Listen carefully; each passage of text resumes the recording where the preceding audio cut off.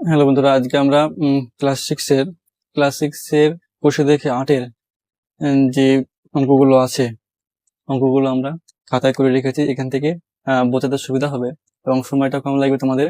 সেই জন্য এটা আগে অঙ্কগুলো করে নেওয়ার পর তোমাদেরকে বোঝাবো, সুবিধা হবে। দেখো, তো প্রশ্ন ছিল যে তোমার 1 কেজি মাছ পাওয়া যায় 175.50 টাকায়। তাহলে 877.50 টাকায় কত কেজি মাছ পাওয়া যাবে? তাহলে কি করবো? এগুলো আমরা কি নির্ণয় করবো যে এত টাকায় 1 কেজি মাছ পাওয়া যায়, একে কত?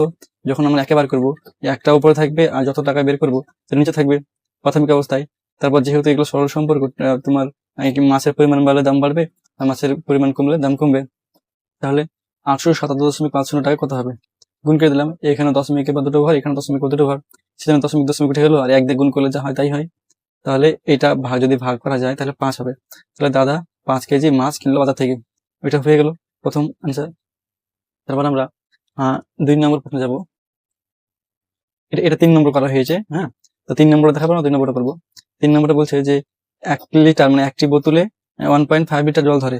তাহলে যদি 48 লিটার জল হয় কোনো একটা জায়গায় বা কোনো একটা বড় একটা স্পটে, তাহলে কতগুলো বোতল লাগবে ওই জলটা ভরতে?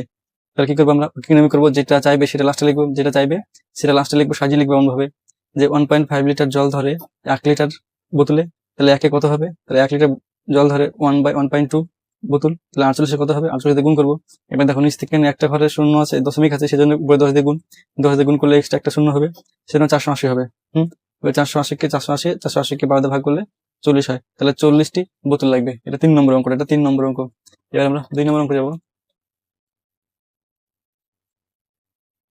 দেখো 2 নম্বর বলছে যে একটি ফ্রক তৈরি করতে 1.7 মিটার কাপড় লাগে। তাহলে 30.6 মিটার কাপড়ে কতগুলি ফ্রক তৈরি হবে? এটা ছিল প্রশ্ন। তাহলে আমরা সেগুলো কি নিয়ম করবো? যেটা চাইবে সেটা লাস্টে লিখবে, অন্যভাবে সাজাবো। 1.7 মিটার কাপড়ে তৈরি হয় একটি ফ্রক। তাহলে একে কত হবে? 1/7. 30.6 কত হবে? 30.6। এখানে দেখো দশমিক উপরে একটা সংখ্যা, দশমিকের পরে নিচে একটা সংখ্যা, এই জন্য দশমিক দশমিক ক্যান্সেল হয়ে গেল। তাহলে 306/17। 306/17, 17কে যদি ভাগ করা যায় 18 হবে। তাহলে 1918টি ফ্রক তৈরি করবে। হলো। এবার চারটা ছিল যে একটি বাঁশের পরিমাণ 15.77। ওইখান থেকে যদি 2.5 মিটার বাদ দেওয়া হয়, এই বাঁধটাকে বলেছে সমান 4 ভাগে ভাগ করতে বলেছে। তাহলে প্রতিটি ভাগের মান কত হবে? তাহলে আমরা ওইভাবে অঙ্ক করবো। তাহলে বাকি অংশের পরিমাণ সমান মোট থেকে এতটা বাদ দিলাম, তাহলে 4.52 মিটার। তাহলে এই অতএব দিয়ে কি করবো? 4.52 দিয়ে 4কে ভাগ করবো, 4কে ভাগ করার পর এটা হবে ভাগফল। তাহলে প্রতিটি ভাগের পরিমাণ হবে 3.38 মিটার। এবার পাঁচেরটা যেটা বলেছে, পাঁচেরটা তোমার নিজের মতো এই দূরত্ব বসিয়ে অঙ্কটা করবা, কারণ এখানে একটা ফাঁকা চিহ্ন আছে, তো সেই জন্য তো এটা না করলে হবে। 6টা দেখো, এখানে বলা আছে যে একটি বিস্কুটের প্যাকেটের ওজন হচ্ছে, এই চারটি বিস্কুটের প্যাকেটের ওজন মোট হচ্ছে 12.6 গ্রাম। তাহলে একটা প্যাকেটে বার করতে বলেছে প্রতিটি প্যাকেট, তাহলে একেবার করবো মানে ভাগ করবো।